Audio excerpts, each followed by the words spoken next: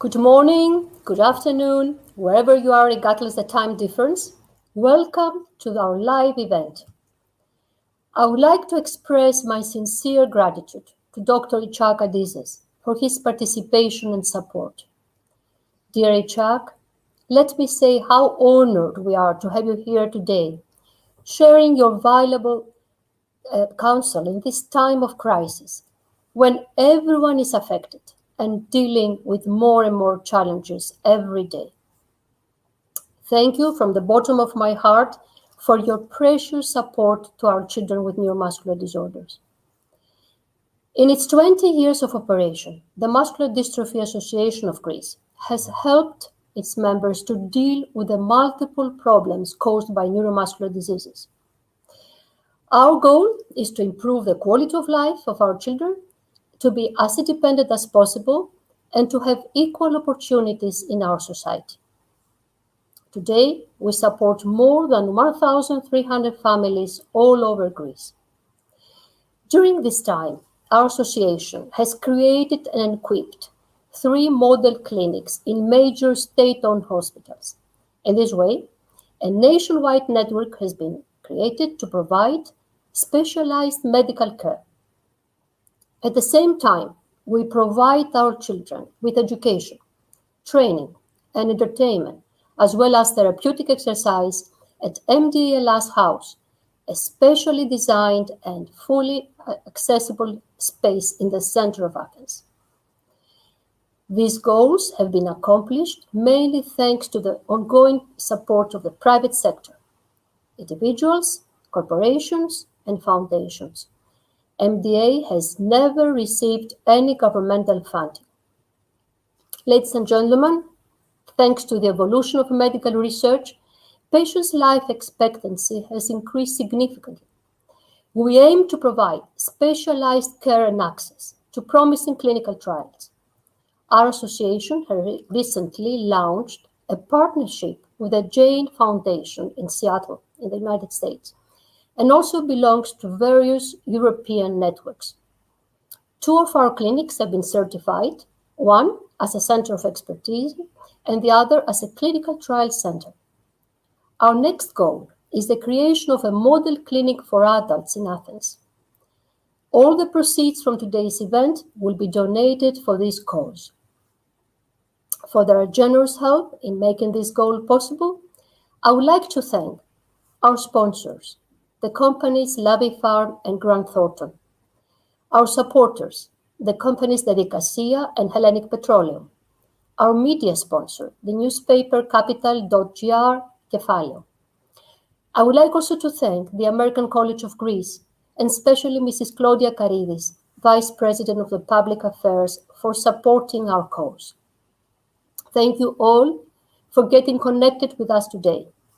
This event is being held under the auspices of ΣΕΒ, the Hellenic Federation of Enterprises, and the Hellenic German Chamber of Commerce. Now, I'm pleased to announce the moderator and good friend, Mr. Οδυσσέας Κυριακόπουλος. Mr. Kyrιακόπουλος is a well-known not only as a successful entrepreneur and philanthropist, but also as the chairman of the Hellenic Federation of Greek Enterprises, ΣΕΒ. He has been recognized twice among Europe's 500 dynamic entrepreneurs and has also received the Kouros Award of Entrepreneurship by the President of the Republic of Greece. Both he and his family have a significant charitable action. Dear Ulysses, welcome aboard. Hello, Vanna. It's a great honor and a pleasure to introduce tonight to our friends and audience, Ichak Adizes. Dr. Adizes is the founder and president of the Adizes Institute, a leading international consulting firm ranked by Executive Excellence magazine as one of the top 10 consulting firms of the US. The Institute is headquartered in Santa Barbara, where Ichak lives, and he will address us actually from California today. Dr. Adizes has served as Dean of the Adizes Graduate School for Study of Leadership and Change, which trains Adizes managers, consultants in its clinical doctorate program. Dr. Adizes has listed in Leadership Excellence magazine as one of the top 30 thinkers of our time. For his contribution to management theory and practice, Dr. Adizes has been awarded 14, actually I'm wrong, it's now 21 honorary doctorate degrees from several universities around the globe. He has received, among other things, the Ellis Island Medal of Honor for his contributions to America. Dr. Adizes has published 26 books in 36 languages, and we have recently discovered that his books have not been published in Greek. So we're going to do something about it sometime soon. Dr. Adizes was born in Northern Macedonia, the country neighboring Greece. He has worked for many years in Greece and has a lot of friends and clients here, among them in the pharmaceutical sector, in the automotive business, in the mineral sector. My old company, S&B, used to work very closely with Adizes, and I would say that he has been the most influential person in my professional and probably also has a great impact in my personal life. I have to tell you that he loves our country and he loves to also dance chasapiko. So having said those few words, and I'm sure I have missed a lot, the word is with Ichak. Thank you, Vanna. Thank you, Ulysses. You really made me... I hear myself. How do we stop that? I don't want to hear myself. Good. So, thank you both. You're absolutely right. I'm absolutely in love with the Greek music, Greek people, the warmth of this. And my wife and me, Dell will come and will buy something in Greece and spend a lot of time in Greece. Thank you also for inviting me. This is a big honor for me to participate in this event, in this cause, helping people. This is what life is about. If you can really give from your heart, it fills your heart, you know. So let me share with you my experience and my knowledge that I accumulated from experience, from working in 52 countries, as you heard, including Greece. How do you manage? And I, in this specific lecture, presentation, how do you manage in time of crisis? Let me start. First of all, let's talk about what is crisis. What is crisis? We have to understand before we can manage it. Would you agree with me that I will say nothing new if I say that there is change? And by the way, the change did not happen just with Corona. The change started with the Big Bang, when the world was created. What happened at that time? According to physics theory, time and space started. Time and space. And what is time? Time is change. We're changing right now. Every second, something is happening, is changing. First, what they call it YPO, take-home value. You cannot stop change. Why? Because you cannot stop time. Some are trying, by the way. The very, what they call it, radical religions or political parties trying to stop change. You cannot. You can stop yourself, but the world continues. You can stop your company, the world continues. You can stop the country, the world continues. Now listen to me. Even if you are on the right road, if you don't change, a truck will come and run you over. Some companies do, we are doing very well. We are doing very well, you know, America, we're doing very well. A truck might run you over because while you're standing, change continues. You cannot say, I stopped, so everybody stopped, which, by the way, the radical Muslims are trying to do that. They're trying to stop the world because they stopped. Nobody will succeed. Change keeps going. So we better learn how to manage it. How? What happens when there is change? Do you agree with me that everything is a system? The universe is a system, by the way. The world is a system called ecosystem. You as a human being, you're a system. A company is a system. A forest is a system. And what does it mean, a system? It's composed of subsystems that collaborate for the total system to work. And every system is a subsystem of a bigger system. And every bigger system is like the Russian dolls, one everything under the other. So every system has subsystems. When there is a change,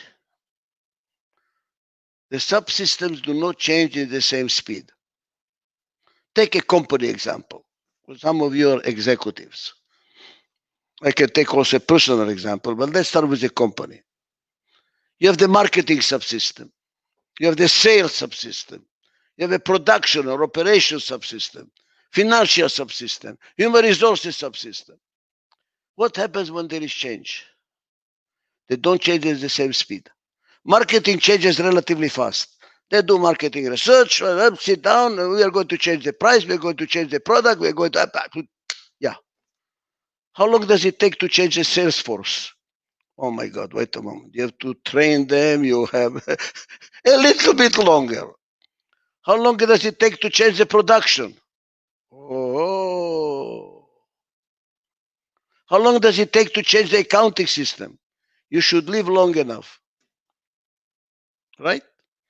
And how long does it take to change human behavior? Oh. Now we are talking. So what happens because of these relative differences in speed? That it's the same thing with the human being, by the way. Not all parts of the body change at the same speed. Some get older faster. That's why when we get old, we are falling apart. Why do you think we are falling apart? Because the different parts of the body do not change at the same speed. And as the subsystems do not change at the same speed, it creates gaps. It creates cracks. Those cracks are manifested in what we call problems. Here is a take-home value, YPO again. You always want take-home value every 10 minutes. Here we go. Any problem you have with your car, it does not start. With a faucet, it does not work in the house. With your marriage, with your company, with your country, analyze it. Something has fallen apart. Why? Something has changed. I'm telling you that. You take your car to the garage. It's not working. What is a garage person looking for? What has fallen apart? Because it's a system. One part falls apart, the system doesn't work. Same thing in medicine. Same thing true in a company. Now here is a catch. We are living in very, very unusual time. We are living now at a rate of change unprecedented in the history of mankind. The rate of change. Unprecedented. By the way, that explains why many of the diseases we have Our human body develops at a certain speed, you know. It took thousands of years to lose the tail. We used to have a tail. Million years we lost a tail. Now at the rate of change with a, what is it called, adapted vegetables when they make them genome, whatever it's called, and with all the chemicals and all the pollution and the water and the stress, the body cannot change so fast. It's not used to. It needs 1,000 years to change at the speed we are going. So what does it develop? Cancer. Cancer says, you know what, I can't change anymore. I don't know what the hell is going on. I don't know what's going on anymore. All kinds of diseases because of change. Here is the formula. Change causes disintegration manifested in what we call problems. Now, how do we solve the problems? Stop change. There will be no more problems, no more disintegration. Well, we already said you cannot do that. You cannot stop change. So what do we have to do? We do it from the other side. We have to treat that disintegration. So what is the solution? If disintegration is the causes of all problems, what is the solution? Integration. That's called healing. You know what the word healing comes from? From the word whole. Make it a whole.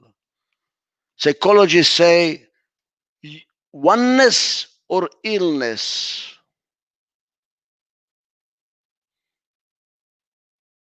I hope you hear me well, Greece. You have a problem of cultural disintegration. Like the Jewish people, they cannot agree. This is, if they agree, they cannot live the day. They feel guilty. How could I agree? Jesus, how could I agree? I feel guilty that I agreed.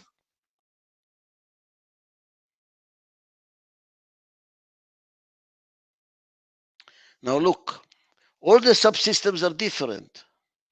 Now, if you know, those of you that know my methodology, which I hope Ulysses will translate my book, so finally Greece will know it, PAI, they're different. P subsystem, A subsystem, they're different. Some are for the long run, some for the short run, some deal with effectiveness, some deal with efficiency. All of them are needed for the total system to work well. But they change at different speed. So you need to integrate them. Aha. Here is a secret. Go to any church of any religion, including the Hindus in India. And you will see that the saints stand like this. What the hell is this? Why are they standing like this?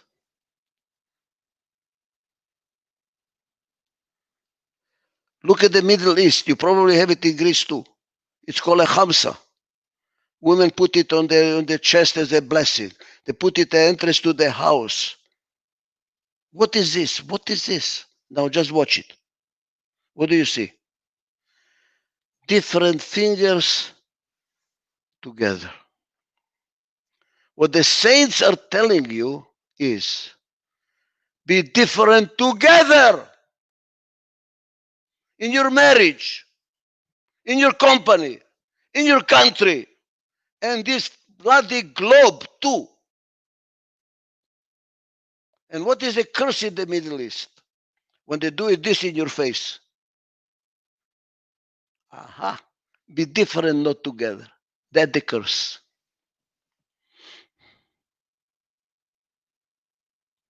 Some religions, some political parties say we should be together, but the same.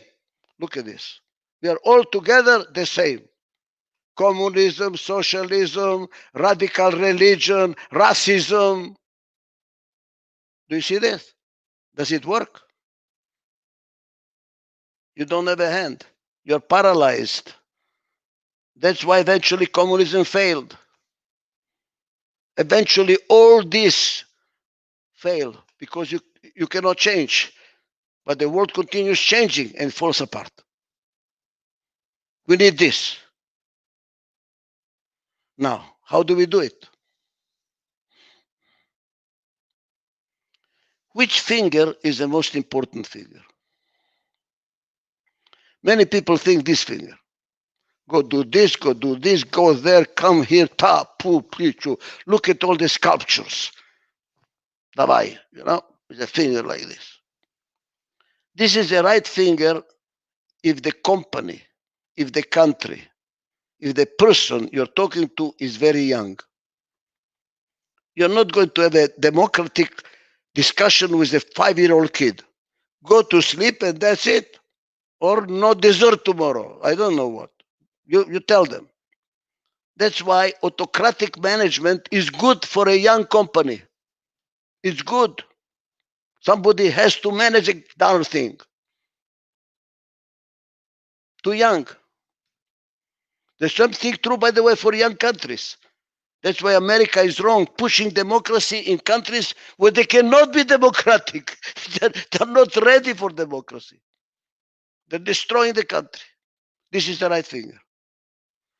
But eventually, when the child is not 5 years old, but 40 years old, try to do it this way. It will not work. Which finger is the most important? By the way, you know it's not called a finger. These are fingers. This is not a finger. This is a thumb. In some languages, it's not called even a thumb. You know what is it called? A hand maker. This finger makes a hand. That is its role. The only role it has is to make a hand. If you don't have a thumb, you don't have a hand. So what is the role of to manage? Integrate. Integrate.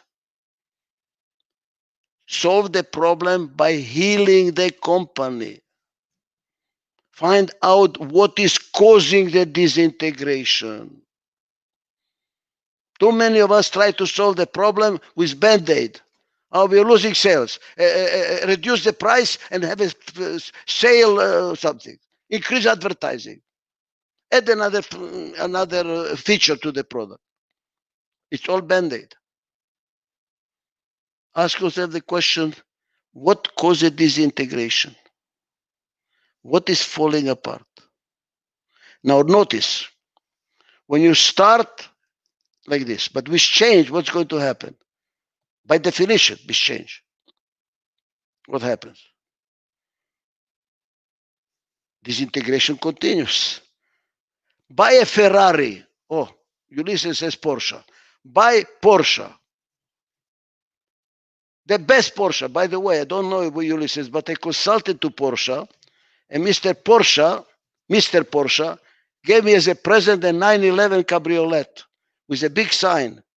Thanks to Dr. Adizes for helping our company. Unfortunately, it was stolen. But I used to have a Porsche with a little sign from Mr. Ferdinand Porsche. Buy a Porsche. Put it in a garage. Don't touch it. Don't drive it. It's too precious. Don't drive it. After 2 years, what's going to happen? You can't drive it. My dear friends, time disintegrates by definition. It's called entropy. There is nothing for you to do. Do nothing. It happens by itself.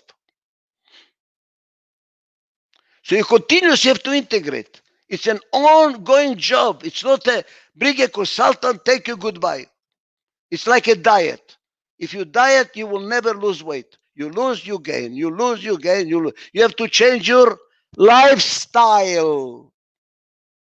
It's a permanent job. That's what Adizes does for companies. We are not consultants. I refuse to be called a consultant. We are organizational therapists, healers. We teach you to change your lifestyle, to continuously integrate your company because it's continuously falling apart. Not because of you, because of change. And you have to learn how to do it, by the way. It does not come with good intentions. There are tools. And those of you that are being my clients, you know that we have manuals, we have systems, we train. We are more trainers than consultants to change your lifestyle. Same thing is true for a family. I have a book, Ulysses, called The Power of Opposites, how to apply a Adizes methodology to family life, because a family is also a business. It has budgets, it has definitions of job descriptions, it has a vision, it has a task. It's a business. And it also needs to learn how to integrate. Now I'm going to give you the bottom line of integration. Oh, I'm running out of time already.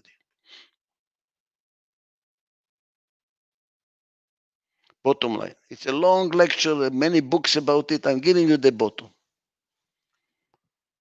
For integration, you need mutual trust and respect.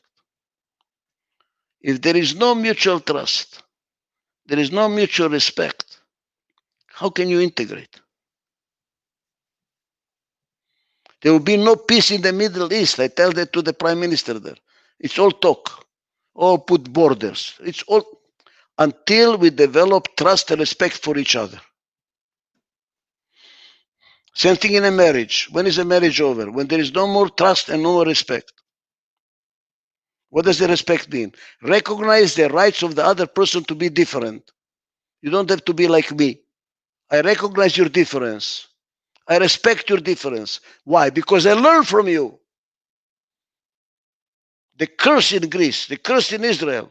No mutual respect, no mutual trust. We have a cultural problem.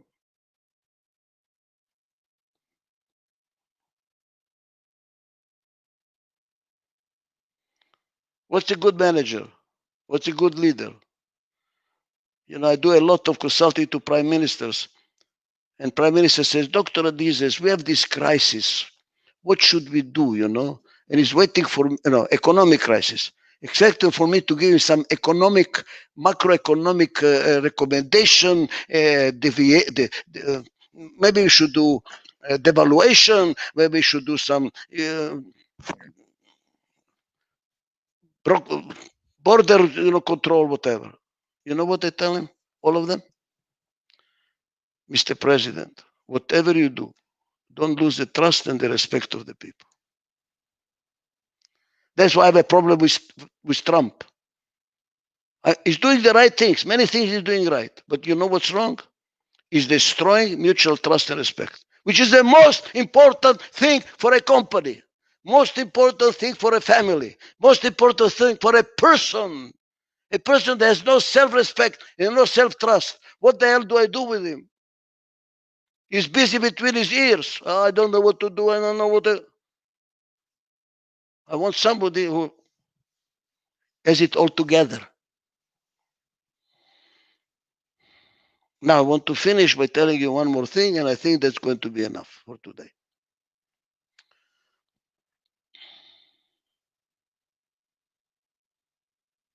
It's related to integration. Look at the development of civilization. Let's start. We started as chimpanzees. The strongest chimpanzee was the leader. Then we became nomadic, from one tree to the other, The strongest hunter was the leader. Then we became an agricultural society. We settled. The guy with the most cows, with the sheep, the most land was the leader. Common denominator, muscle. The strongest, one with the most. And by the way, it continued into colonial era. The one with the most land, with the most countries, with the most mines was the leader, the strongest. We still think in this term. We still think like we're in the Stone Age. But something happened. Industrial Revolution. Now the brain came into the picture. Now we had to plan and to budget and supply chain and market and sell. Brain. From industrial society, We are now in what's called post-industrial society, or I'm going to call it the digital society. It's computers and information society. What happened? The muscle is not as important anymore. What's important now? The brain. Look, the biggest transportation company in the world does not own one car. Who it is? Uber. The biggest hotel in the world does not own one hotel. No muscle. Computer information. What is it? Airbnb. Today, the power is not what you have, not in quantity, in quality. Brain. What do you think Amazon is doing? Collecting information.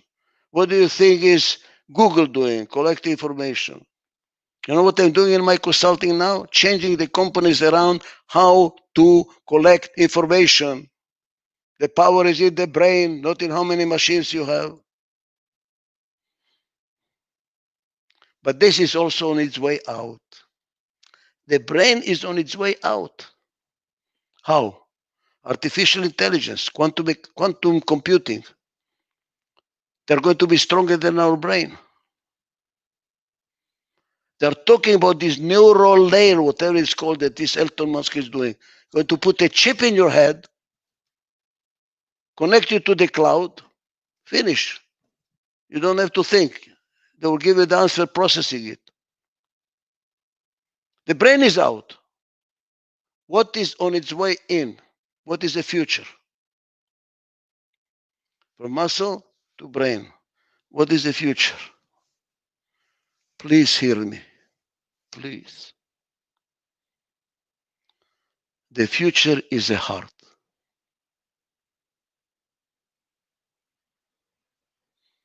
That's why I'm here so happy to contribute to this cause. The future is in the heart. The companies that work with the heart are going to beat the companies with the brain.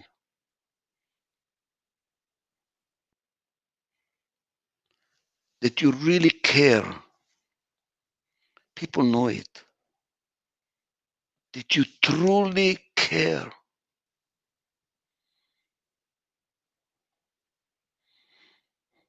Greece is big in tourism.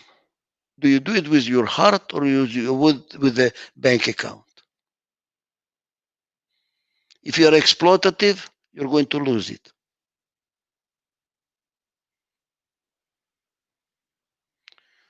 I thank you very much for the opportunity to talk to you. Help MDA. They deserve it. They work with the heart. Thank you very much. Thank you, Ichak, for this first remarks. I have a few questions here already for you, and one which is directly to what you said. Can you please elaborate a little bit on how do you integrate people that have different personalities, different styles? It appears to be a very difficult task. So Sure. Can you maybe say Look, something I will give you a it? simple answer, which will sound like I'm doing a commercial, but I have to tell you the truth. I worked on this subject honestly for 50 years. Anytime I work as a, unfortunately called consultant, I will be watching. I did not do it from books. I will watch people. I will watch people and take notes and take notes and take notes and take notes. And I wrote a book calling Leading the Leaders, how to treat different people, how to manage different people. I'll give you an example. There are some people's style, I call them style, managerial styles. I have 3 books about it, but leading the leader is how to handle them. Who's very entrepreneurial. What does it mean? They like always to talk. They have ideas every morning, another idea. They're very dangerous after a vacation, And very dangerous after flying more than 3 hours on a plane, because when they come, everybody says, oh my God, here he comes. 300 new ideas, possibilities, priorities. Everybody is running crazy around. How do you handle somebody like this? Number one is never tell him no. You say no, they go crazy. What do you mean no? You know, because they take it personally. It's not just an idea, it's my idea. And you're telling no, you're undermining me. Never. Always say, okay. And then what do? How do you defeat them? Because they have a crazy idea. The guy is going to burn the company down. You go back, you make a long list of details, questions, where you ask to make a choice. They don't like to make a choice. They want to have the cake, give the cake, rent the cake, lease the cake, give the cake. They want everything at the same time. That's a typical. Okay? By the way, Trump.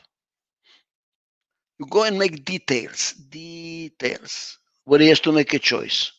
Then you come back and say, boss, that idea of yours, I'm ready to do it, but I have some questions, some little questions. What do you do about this? What do you do about this? What do you do about this? In 5 questions, I can assure you, he's going to say, you know what, put it in the back burner, let's talk about it some other time. Why? The American Indians had a symbol for these styles. This personality is called the eagle. He's up there, he sees the horizon, he can fly from one place to the other. His feet are not on the ground. So for him to move from left to the right, easy. Down there, up and down canyons, rocks. How do you discourage him? Bring him down to the ground. Bring him down to the ground. When you bring an eagle down to the ground, it looks like a turkey. It does not look like an eagle anymore. Just bring it to the ground and says, okay, how do we do about this? What do we do? Real. I'm not opposing you. I'm making you look reality, cabron. So please read my book. By the way, don't read my book. Study the book. I'm giving now a webinar every Thursday for 2 hours for 17 weeks. I have 61 countries, only one from Greece. And I'm teaching how to do that. And I myself, reading the book and preparing for my webinar, I'm learning from it because I forgot many things. Read slowly the book. How to handle different types. How to handle your wife. How to handle your husband, please. The same thing. Same thing. That's it. Read the book. Next.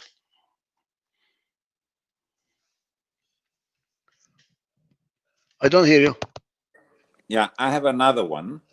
Could you please explain how we can build trust and respect in recent times where deglobalization is the new trend? How can we trust governments that try to control behaviors? How do we get rid of the conspiracy theories? How can we handle, for example, misinformation, which seems to be, creating a lot of noise right and left? That was the most difficult question I heard in the last 10 years. I just came in from a doctor yesterday. I have pain, in my age, I'm 83 years old, I have pain in my knees.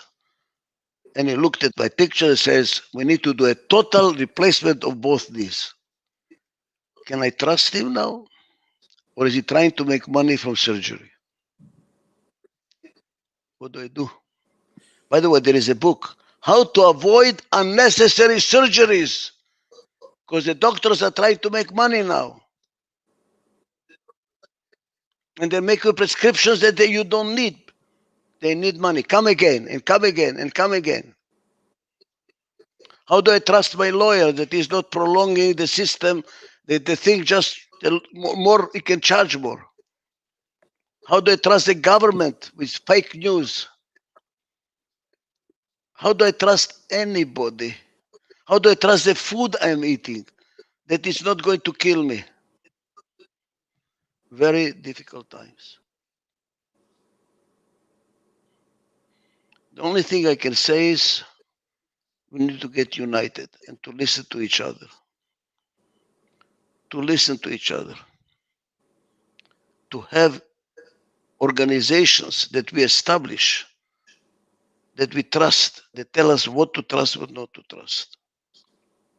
There is an organization I'm supporting in the United States. We're teaching people, they're journalists, they teach people how to identify fake news, how to analyze news to see if they're fake or not. We need to control Facebook. The people are putting bad information in the Facebook. And you know what it starts with? The heart again. We need to find people that have a heart, that are not trying just to make money, that have integration. Because what is heart? Integration. What is heart? Love. You know what is a maximum integration? Extreme integration? Love. We need to bring love to life. It's not going to be easy because everybody is still in the Stone Age. More. We have to move from more is better to better is more. We need more people with heart. I tell you what I'm doing. I joined a meditation organization from India called Heartfulness. And I meditate every day. You know, focusing on what? On my heart. Focusing on my heart. Not on my nose, not on my this, not on the on my breath. On my heart. Calling my heart, listening to my heart, listening to my heart. Does it feel good or not?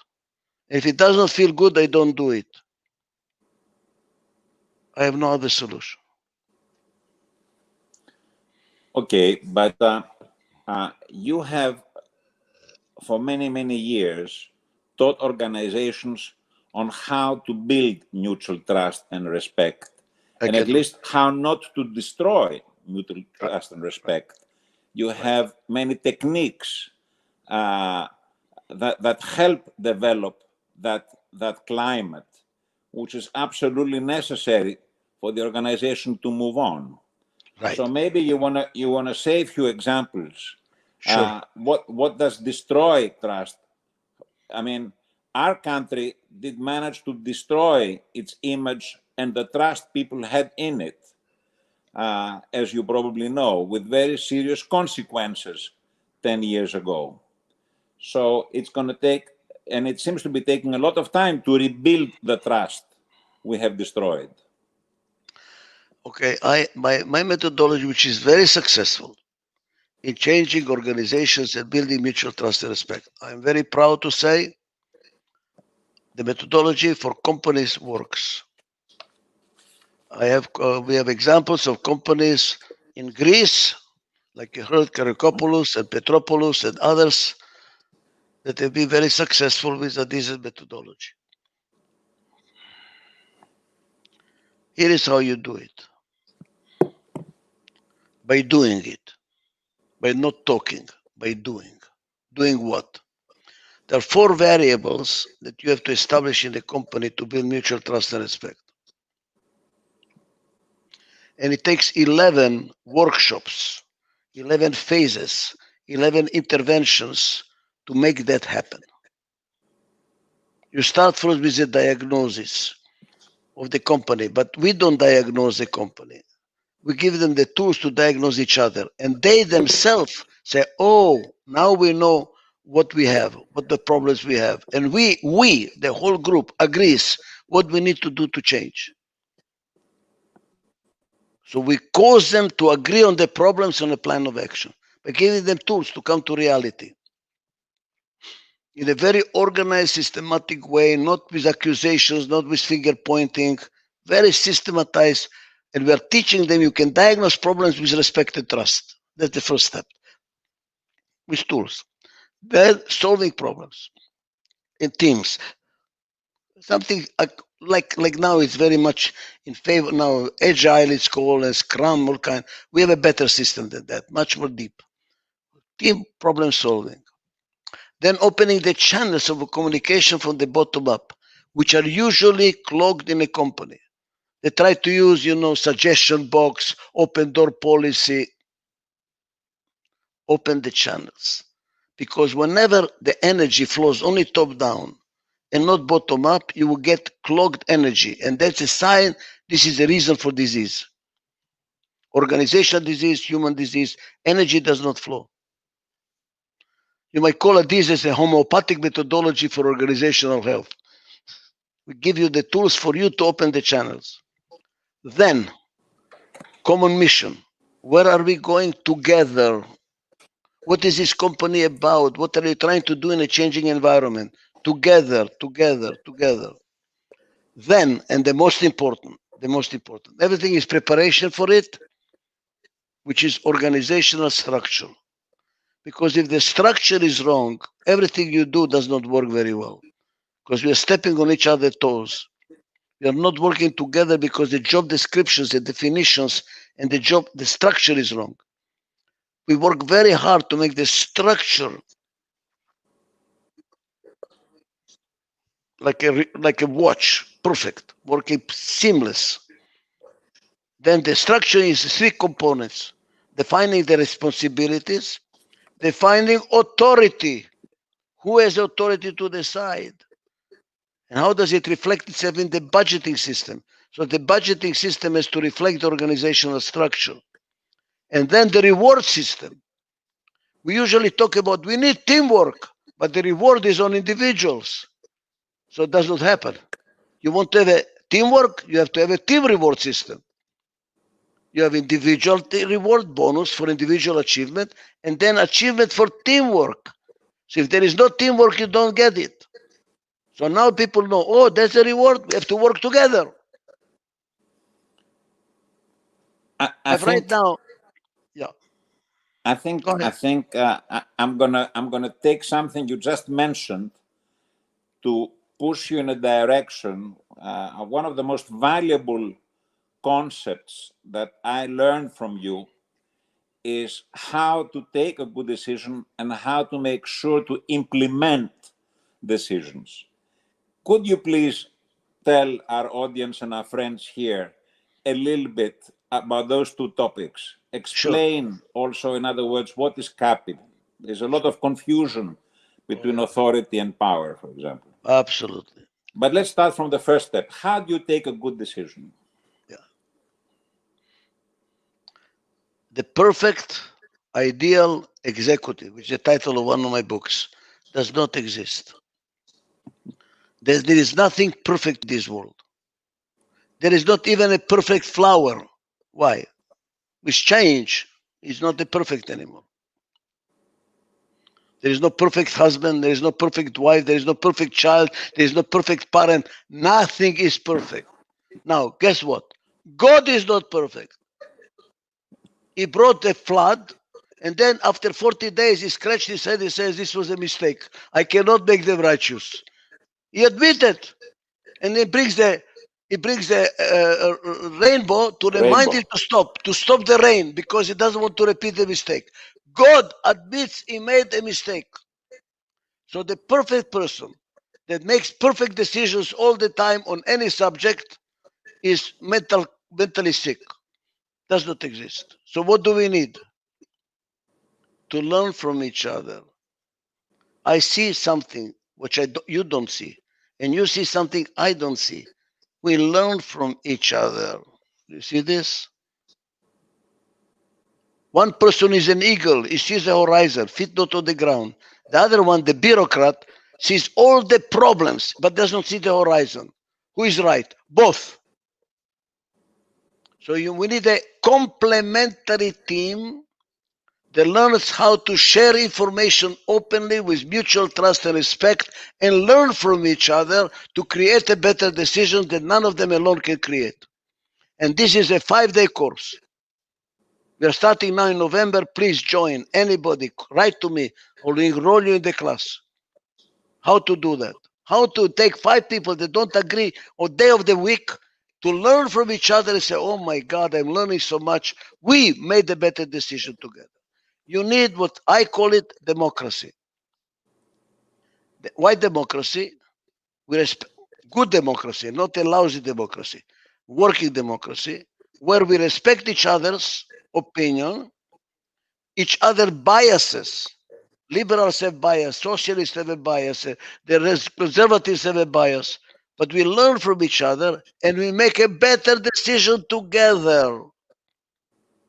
Openness, respect for each other's differences, learning from each other to make a better decision. But that's not good for implementation. Try to implement change in a democracy. Anybody can undermine the solution, you know. That's, by the way, why democracy is dying all over the world. Democracy is dying because the rate of change requires a lot of decisions very fast, and democracy is very slow. So it's not working. All over the world, we are getting more and more autocratic leaders because the situation demands for faster decisions. How do you implement? Now, this is important because we have here the Athena school, whatever. You have a college here, a university. In all business schools, and I taught in many of them, and I give lectures to everyone because of my honorary doctorates, they only teach how to decide. They don't teach how to implement. Not one course on implementation. The assumption is, if you make a good decision, you will implement it. What's wrong with you? It's a good decision. Not true. Many good decisions never get implemented. And bad decisions immediately get implemented. Why? Here you have, for implementation, you need common interest. What unites the different thinkers to work together is common interest. Do we have common interest? Not easy to get common interest. So you need somebody with a strong head that says, guys, that's what we need together. And we are going to do it and no dissension. Get together behind the wheel and push. That means we have to unite who has the right to decide, together with all those that can undermine his decision. You have to bring them in to see a common interest. You have to unite power, authority, and influence. Influence means those people that are whispering in your ear and saying, don't do this, do this, don't do this, do this, don't do this. Now, when they get together and agree, implementation is sure. So you need to bring the common interest of all the interested parties. Why should the workers cooperate? What do they gain from cooperation? We need to be, let's talk about that for a second. Important analysis. In time of Corona, here is a mistake so many companies are doing. Fire 30% of the people, so the balance sheet looks good, the profit looks good, we are surviving. Wrong. Why? First of all, the 30% that you're on the street, unemployed, it's going to cost you a tremendous political problem. It's going to come and bite you. We are going to give them money to keep them quiet. That's what they're doing in America. How much is it costing you now? Inflation is going to go through the roof. What should we do together? I did in my company. I did not fire anybody. We all took a 50% cut in our salaries. All of us. All of us working part-time. We are all suffering. I took a 60% cut. My secretary took a 20% cut because she needed more, to survive. So we take cuts. And if there are profits at the end of the year, I give back all the profits back to the people that took a cut. Work with the heart. Why is it good for the company? You know why is it good for the company? When you fire the people, after the Corona, you need people. Now try to hire them. How long will it take you to find them, to train them, to integrate them, to give them the culture? You think you saved money? You're going to pay through your nose later on. Keep the people. The biggest asset you have is people. Good. If they're not good, fire them. But if they're good, why are you firing good people so that the numbers look good? Short-term orientation. Short-term and wrong orientation. Reinforce the culture of integration.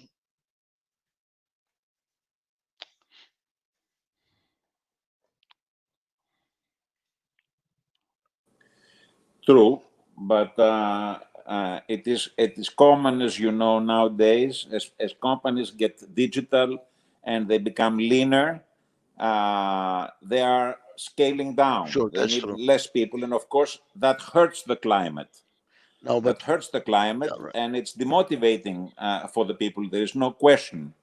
So how do you align again all the rest of the people so that we don't completely destroy the trust and they understand that this is a necessity and a step to move further forward?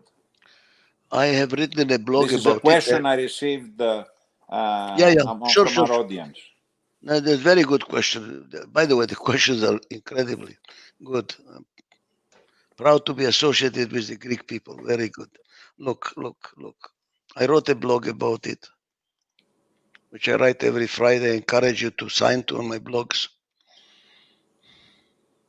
The problem is bigger than the company. The problem is social macro problem. You cannot solve it at the level of the company. It's true. We're going into automation, digitalization. We need less people. A lot of people are going to be unemployed on the street. More than that, we're getting older, younger. With all the changes, you cannot catch up. You don't understand what's going on with the technology. I, for instance, anytime they tell me upgrade my computer, I break into sweat. Oh my God, another upgrade, another time to learn. I cannot find my way. I need a special guy. This guy that I have, Yura. Every 10 minutes, Yura, what do I do now? What do I do now? I feel like an idiot. We are getting older, younger. I just have a computer guy working for me in my company. He says, I need to hire an assistant. Why? I don't know what's going on. I'm hiring a 21-year-old now who is going to hire a 17-year-old very soon. We don't know. We are getting older, younger. We are going to be obsolete at the age of 40. Try to get a job at the age of 40 now. You're too old. They will not hire you. So the problem is on a macro level. What I believe we need to do is to change the orientation of the country. Stiglitz, the Nobel Prize winner in economics, wrote a beautiful article about it. We have to discontinue using GNP as a measurement of success of a country. We have to add new variables, what I wrote in my blog. Variables that deal with better rather than more. GNP is more. Let's talk about measurements of better. Health, education, crime, divorce rate. Reorient the society. I will have a lot of community centers for leisure time, for sports, for continuous learning. As you get older, go take courses at the university. We don't need more, we need better. As long as you have enough to eat, as long as you have enough to dress, as long as you have a roof over your head, that's enough. Now pay better quality of life. Because what is happening? With a more, standard of living has gone up. Quality of life has gone down. We have to change it. Now we have to bring the quality of life up on a country level. Then it's going to be okay. We don't need to work 5 days a week. How about working 3 days a week? It's called job sharing. You work 3 days, I work 3 days, and the other 4 days I go fishing, I go do my exercises, I go road jogging, I take a course at the university, I paint, I write music, I enjoy life. We don't need more, we need better. So the solution there is on a country level, country policy level, rather than a company level. Okay. Let me go back to a business issue, or let's say not necessarily a business issue, something which I found extremely important in supporting mutual trust and respect. Maybe you want to elaborate a little bit on that. I read on one of your articles, a good manager is someone who knows how to disagree without being disagreeable. Greeks Yes. tend to Yeah, right. Yeah, that's right. We need to disagree, but without being disagreeable. Why do we need to disagree? How are we going to learn from each other if we agree? Zen Buddhism says, if two people agree on everything, one of them is not necessary. Talk to yourself. What do I need you? I need you. Now, you know that in business. You go to a lawyer. What should they do? He says, good, good, good, good, good. What the hell did I pay you for? Tell me what is wrong. Don't tell me good, good, good, good. What are the holes in my argument? What are the holes in my contract? What are the holes in my negotiation? So I look for somebody who disagrees with me, that I trust. If somebody disagrees with me, but I don't trust him, I say, why is he disagreeing with me? I'm not going to learn. You work with a lawyer you trust. You work with an accountant you trust. You work with a consultant you trust, who disagrees with you. Because if he agrees with you, you don't need him. You don't learn anything from them. Now But the question. But you don't need to disagree by being disagreeable. That's what you we're can talking look at about. the issue and Sure. not try to diminish the other person's personality. You don't need Right. to make him feel bad Right. because he has another opinion. That's exactly true. So now here it is what we're going to do. I remember you trying to tell me, slow down. Absolutely. Slow down. I will tell you a joke. I'll tell you a Listen. joke. I'll tell you a joke. I will tell you a joke to make the point, because people don't remember my lectures, but they don't forget my jokes. So here is a joke, which is the bottom line. A father had two children, two sons. One was an absolute optimist. Everything is wonderful. Life is easy. Ah, ha, ha, he, you know, living in the cloud. The other was an absolute pessimist. Life is terrible. I hate my life. So many problems. Can't take it anymore. So the father decided to give them some experiential situation to try to enrich their style, to change them a little bit.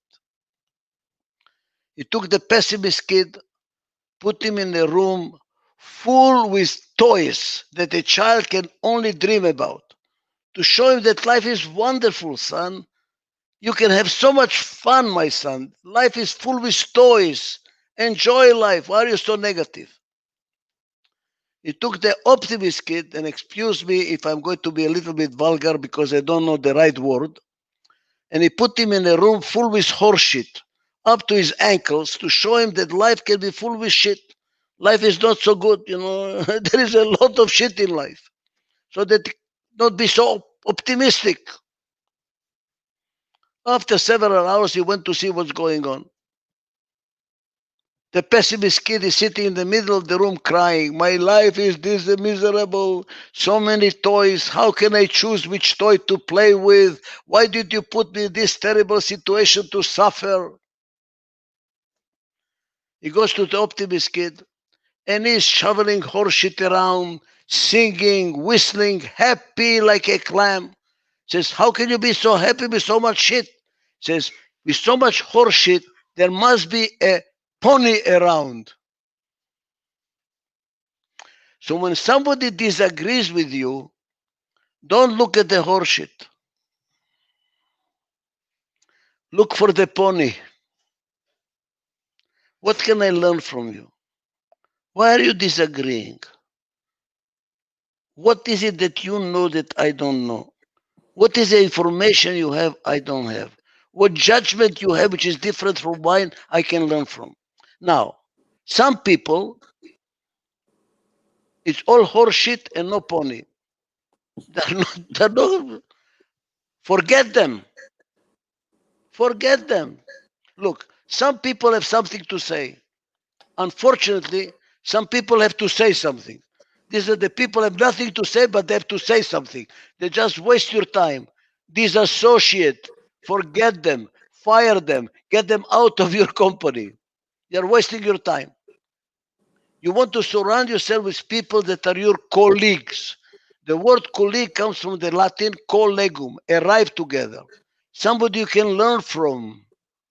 That's why you always say, May I disagree, where respectfully disagree with my learned colleague. You never tell to your colleague, you're an idiot. What the hell are you talking about? A colleague you treat very respectfully. All your employees should be your colleagues. Somebody you can learn from. You as a president of the company, I have news for you. The worker on the line knows things you don't know, and you better know, you better find out what it is. Because you have no idea what's going on down there. You know something? The doctor tells you, you should listen to your body. Very important for being healthy. Some people, their head is detached from the body. They don't listen to the body. What's happening? They're sick. Every president of a company attached to the body. Listen to the little toe. Is the toe moving? Is there any pain in the toe?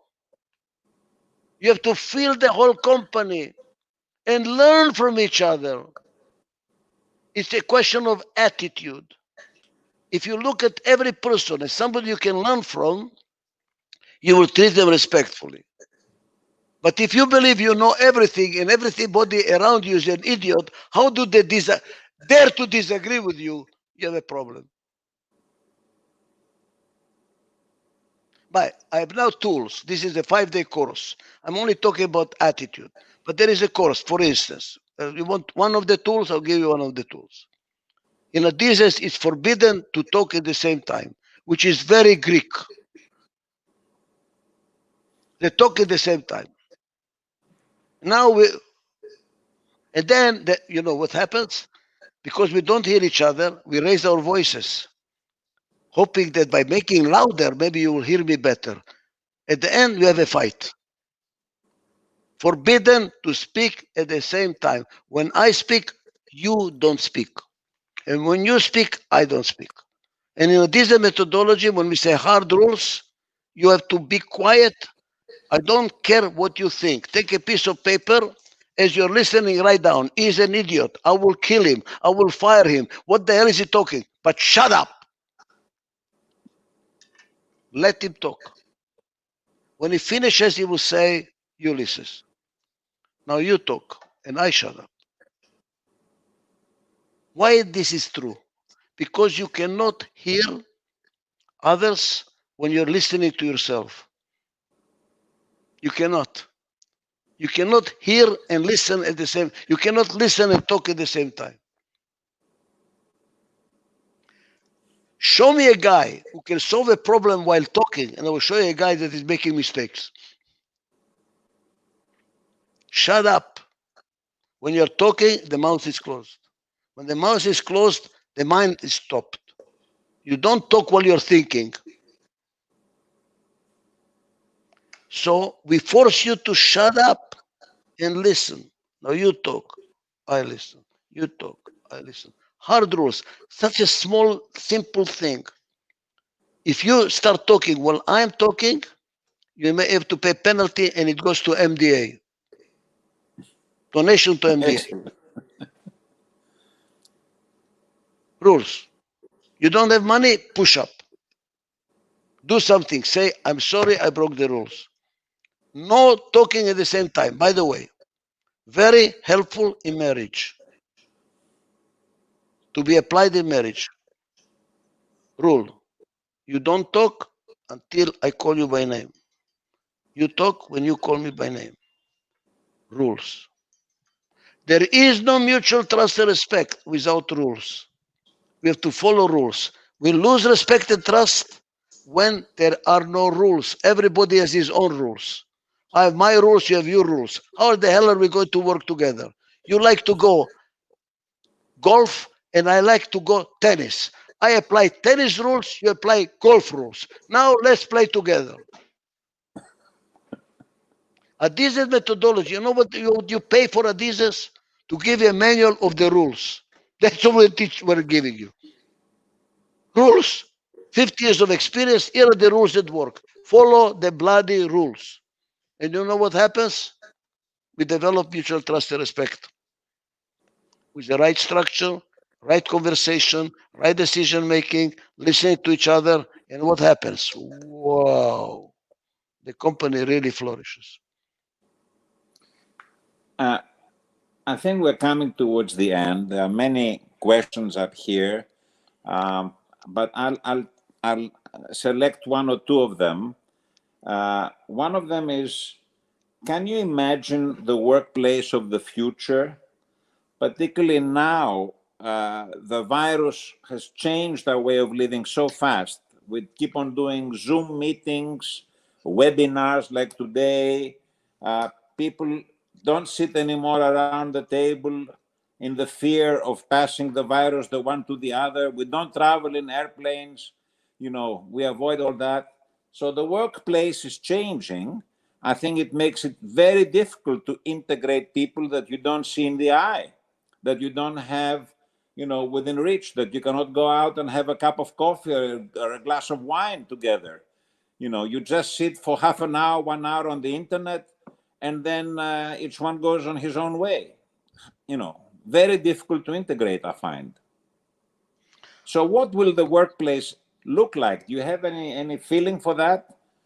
Will it make it more difficult to apply your rules? Just the opposite, Ulysses. The opposite. Fantastic. Just the opposite. When the thing started, this corona started, we thought we are going to go in trouble at Adizes, because what we do is we travel all over the world and work with companies. You know that. Now we cannot travel. We are all bankrupt. That's it. No clients. Not even local clients, because we are all in quarantine, you know. So what the hell do? We made the SINDAG systematized to be done by Zoom. Fantastic. And you know what? It was so successful. Now the CEO says, I don't want to do it any other way. And I want to do it all over the world. I have a branch in China. I want to do a SINDAG now in China with a system. Because look, why? Because here is what's going on.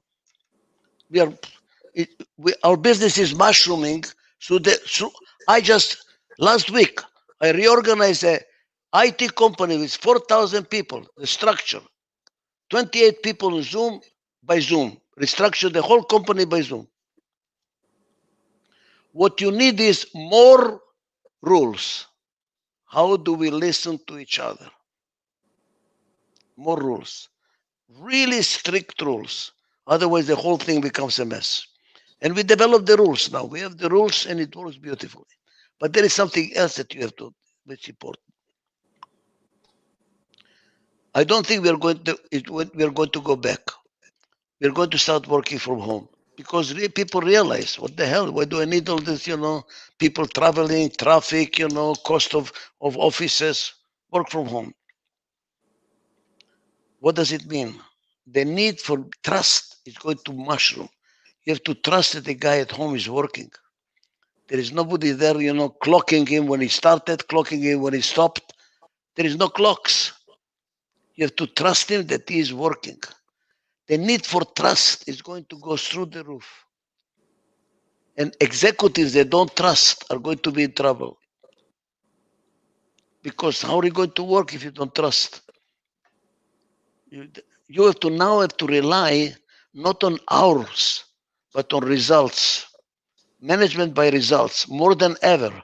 Are you producing the results? Am I getting the value for what I'm paying you? Thank you very much. I don't know when you started, I don't know where you ended, but I know you're giving me the value for my money. The whole managerial system is going to change a hell of a lot more around trust and around respect, that you're getting the information that you really need. For instance, I tell people,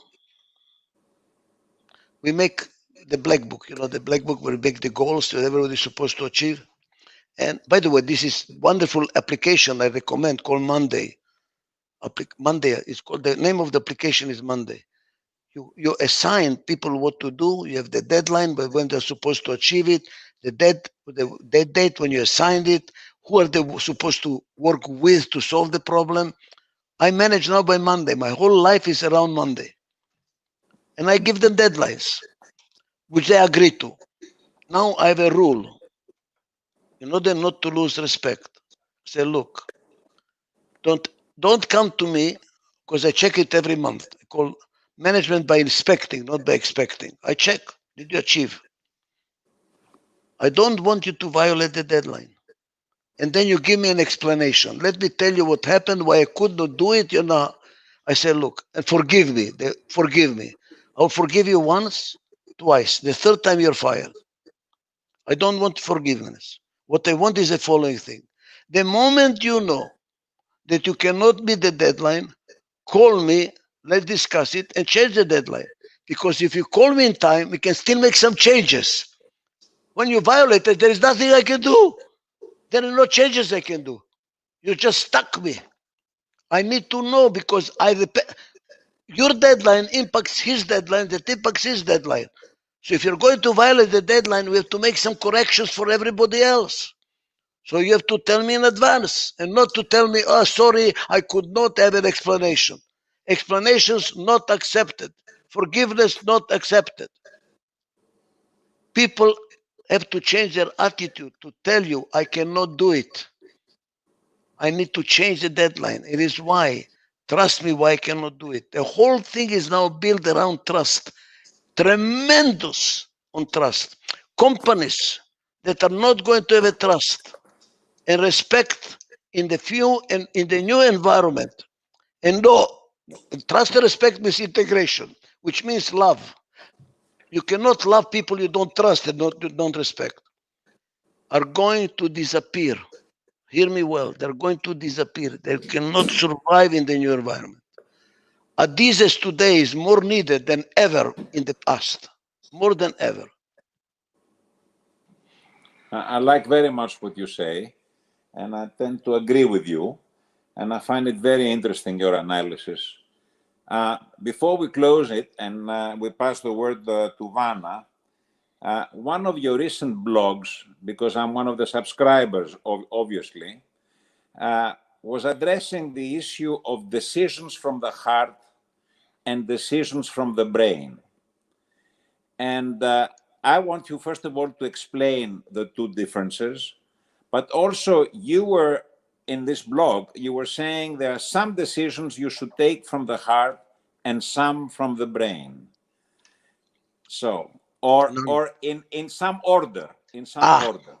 Yeah. So maybe you can please explain that for our audience. Sure.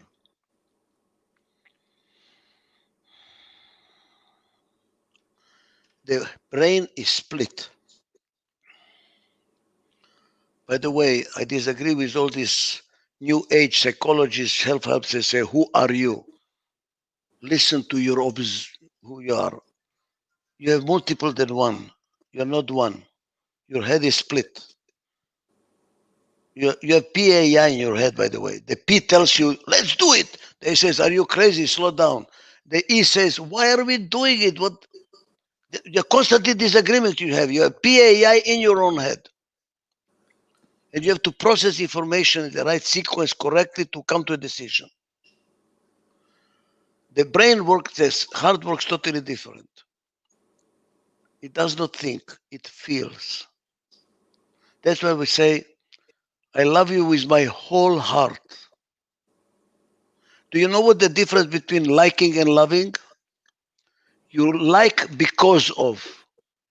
You love in spite of. In spite of.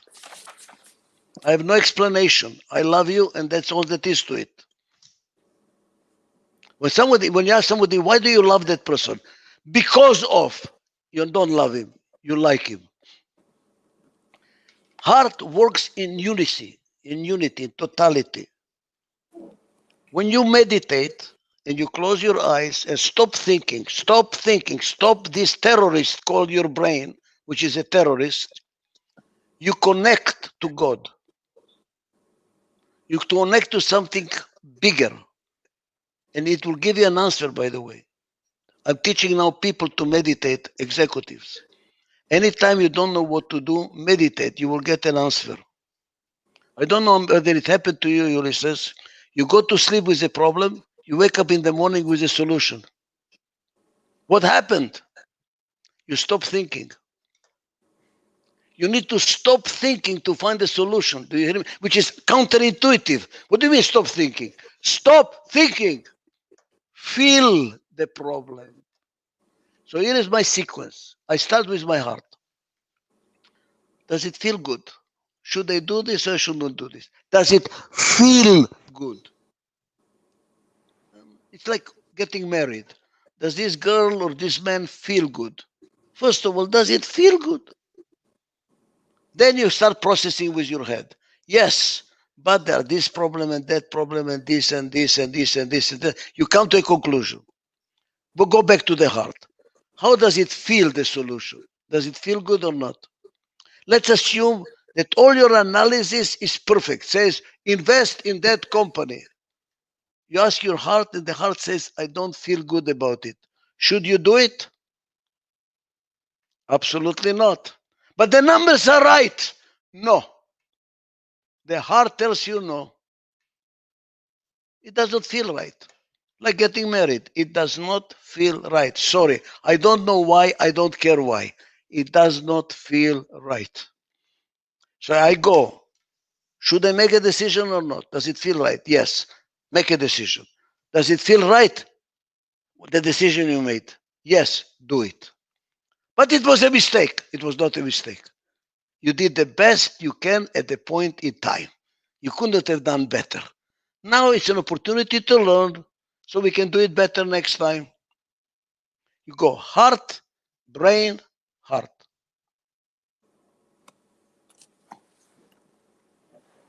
Fantastic. Is it always in this sequence? Heart, brain, heart? For major decisions. You don't need it for going to the bathroom. You can go to the bathroom without it. Okay, so listen, I think we have covered a lot of issues. This was, from my point of view, a very useful discussion. I hope people manage to get some good ideas, things that they can use in their life, in their professional life, in their personal life, in their family lives. Obviously, some people feel that today the world looks more for technocrats and less for people with a heart. I got a couple of those questions which we have not addressed.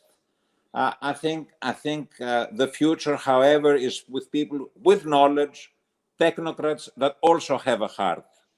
And I think that's what you're trying to tell us, that one thing alone is not enough. You need the skills and the discipline and the heart, in order to succeed in life.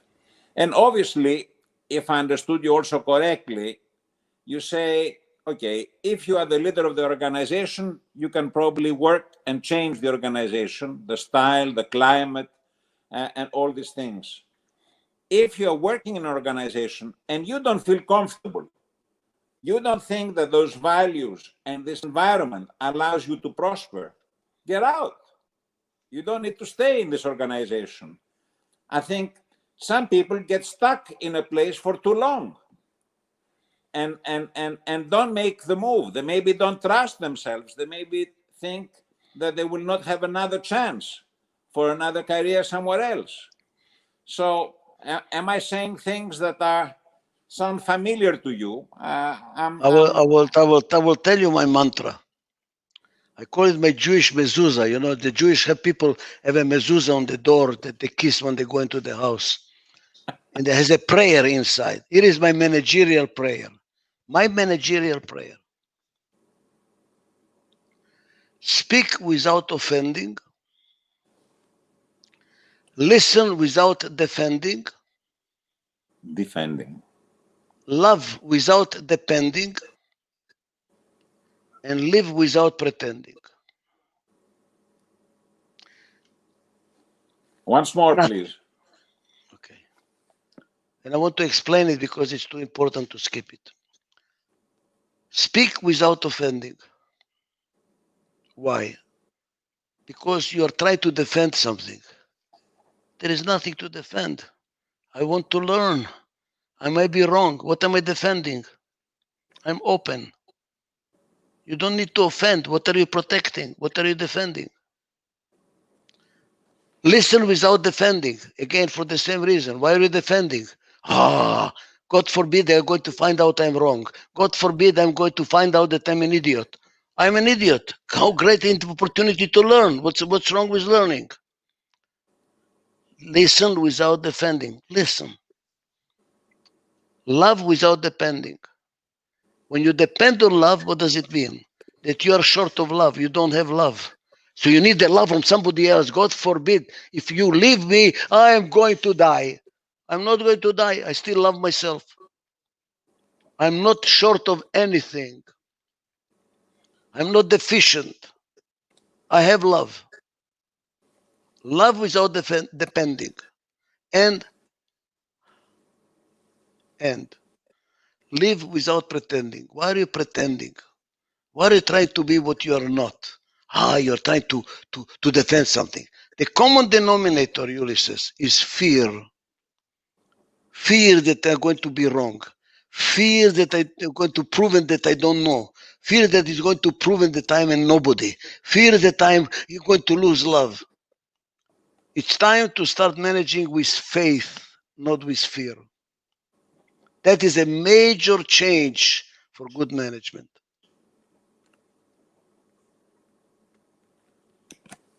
I think fantastic. There's nothing I want to add to that.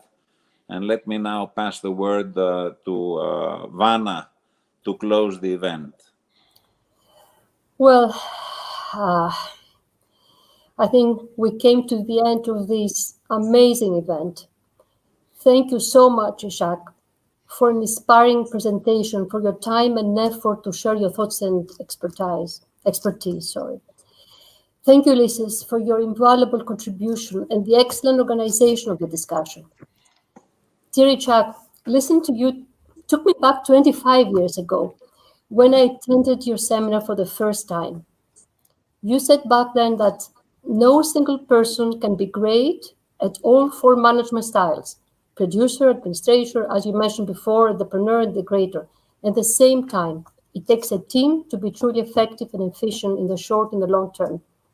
And now I realize how important is the heart, which at that time, maybe I couldn't realize really. Now, as we grow up, we feel it much more. And I think also that in this time of crisis, your words are more timely than ever. And it's really important in order to adapt to this new normality. Thank you really all for supporting the Muscular Dystrophy Association of Greece. Thank you, Ulysses. Really, you're a great moderator. Thank you for giving us the opportunity. Thank you. And I look forward one client in Greece so I can come back. All the best. Great. Thank you. Bye-bye. Bye-bye.